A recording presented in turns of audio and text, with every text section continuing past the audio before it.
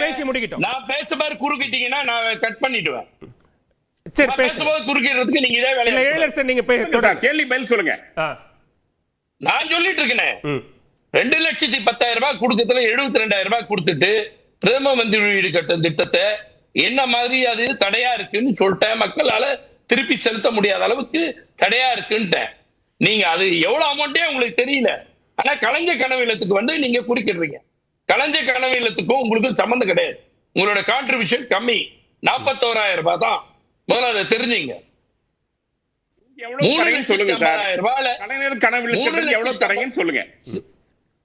நீங்க உங்களுக்கு தெரியாததுக்கு உங்களுக்கு எதுக்கு சார் நாங்க சொல்றோம்? நான் கேட்கிற கேள்விக்கு பதில் சொல்லுங்க. கலைஞர் கனவு திட்டத்துக்கு எவ்வளவு பணம் தரீங்கன்னு சொல்லுங்க.